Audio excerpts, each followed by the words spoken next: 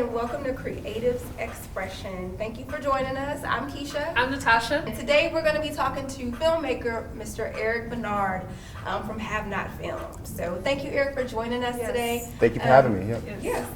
So we're just going to go ahead and jump in there.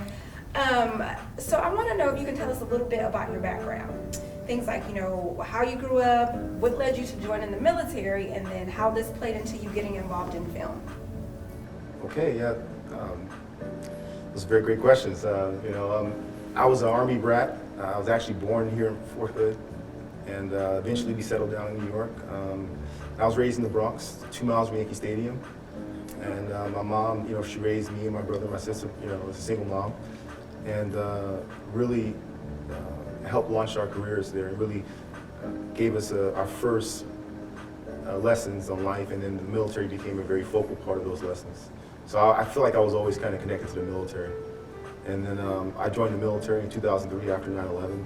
Really, like everyone else, looking to represent our country and really, respond to, that attack. And from there, I was fortunate. I had a very great experience in the military. I mean, the first, couple of years were rough. I deployed maybe 3 weeks after I got to my unit to Iraq. And Oh, wow. yeah, so I was just right into the adventure of it all, right? And then I just really was able to get a lot of choices. The one thing I'll say, the military is a place where the government will invest in you, your country will invest in you, if you demonstrate the motivation to want to do something and excel. So they sent me to flight school. I was able to learn how to fly. I flew helicopters for a whole bunch of years, and after that I went on to become a civil affairs officer, where I was able to pretty much help represent the national security strategy and help figure out ways to alleviate, civilian suffering and support, our objectives across the world. So it's been a great journey for me. And then along the way, I think that throughout all the deployments, the film became a mental escape, where we were able to really, go put in a movie and forget where we were for 2 hours. And that became powerful, where, I think I developed a deeper appreciation for film. And my last tour in Afghanistan, I really decided at that point I wanted to be a filmmaker.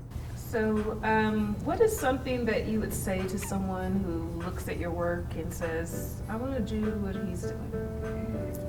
Well, I'll tell them that you could go find something else and be better than me. But if you get the crazy notion you want to be a filmmaker or get into the film business, I think that you have to have commitment. Like when I first started, I had tons of rejection letters. I mean, I still get rejection letters now. Just people reaching out to try to connect with resources to projects. So you have to really be strong enough to receive that rejection and not be discouraged. Because sometimes the rejection is harsh, but you also have to be smart enough to receive that rejection and see what you can do better.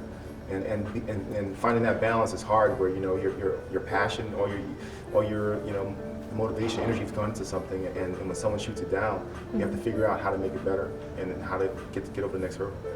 Yeah, I'm thinking when it comes to being a filmmaker, and I know we can speak personally as well, all three of us. I think you have to be very resilient. Like, you have to be able to bounce back, because you're going to get some no's. There's going to be some people that are like, oh no, I'm not really feeling your project. Yes. So you have to be able Absolutely. to, and persevere and push through and keep going. Yes. So you talked a little bit about some people in the film world that inspire you. Like, you mentioned Tarantino, and you mentioned Robert Rodriguez, and who I love and have great respect for. Yes. He also has a studio in this Austin area as well. So I want to know something. This is something that's really curious to me. I'm really curious about.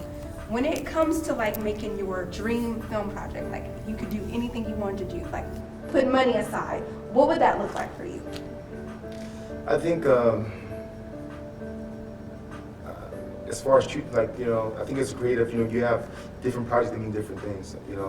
As an artist, I think that it's your job to really take a snapshot of the time you live in and present it back to the people and give them something to reflect upon. So for me, it would be a project that really captures a moment in time, through my eyes. A person that's kind of lived a little bit all over the world and seeing things that probably most people don't see. This is what I see, and through my observation, this is a story I think that means something to you all, And right now, I have a couple of stories I think that would do that. But So then I guess, you know, I couldn't narrow it down to one story and say, hey, I need to tell this right now. But I think that whatever story I chose to go with Kisha, you know, and you know, thinking of the concepts that, you know, we've come up with, you know, it's been different things that have motivated, you know, me as a creative to kind of generate these concepts and write these stories. So I think it would be something that really can create that energy to create change, to heal, or to motivate, a call to action.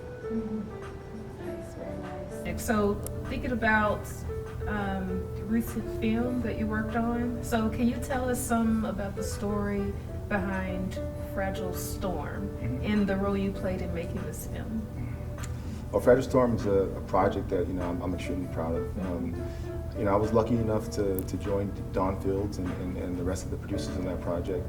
And I think that story, you know, it gives a mental snapshot of a challenge many people face. You know, I think that we're looking at increases in technology, increases in health, where life expectancy is going to increase, and it's going to create, you know, different problems for us to endure as we look to manage, you know, the relationships, or manage, you know, marriages, or manage, you know, just general health care.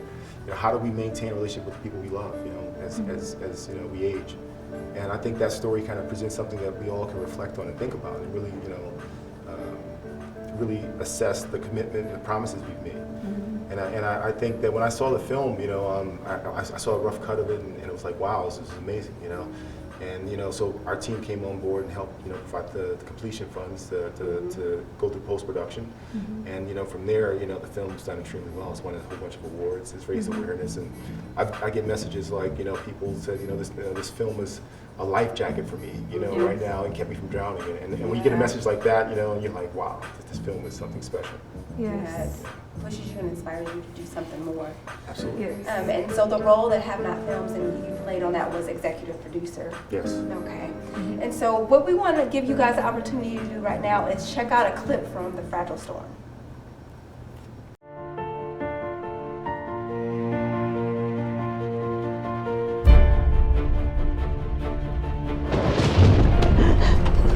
What have you done?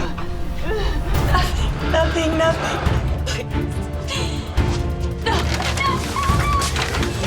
Stop it! Hey. No. Don't. Get off of me! Stop.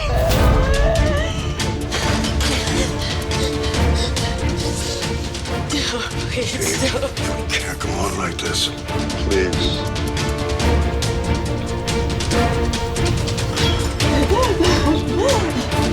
Greg, open the door! Just promise me, no matter what. I promise.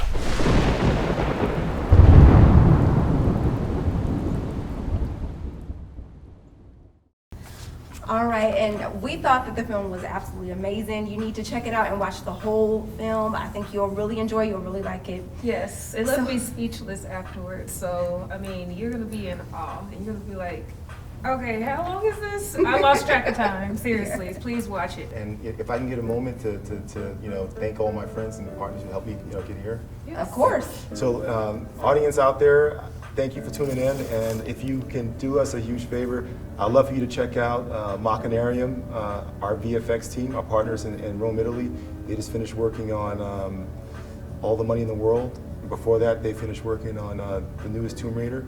An exciting VFX company with more exciting films to follow. My partners in China, Red Dragon Media, we're currently working on The Monkey King and some other exciting projects that are going to be mentioned here soon. My partner Lamarco Brands, who currently is filming the next season of Hoarders, beginning next week. So tune into that. And my other colleagues at Have Not Films Europe, we're currently packaging films and preparing them for distribution later this year. And you can see more of Erik's work if you go to havenotfilms.com. And you can also see, where can they, if they want to check out the Fragile Storm, where can they go to see that? Well, you can see that on our social media, and Fragile Storm actually has its own website, fragilestorm.com, as well as their own social media page. So thank you for joining us here at Creatives Expression. Erik, thank you for joining us. We appreciate you taking the time to be with us today. Absolutely, my pleasure. And thank you all for tuning in. And as always, thank you for watching, and remember that there are no limits with expressing your creativity.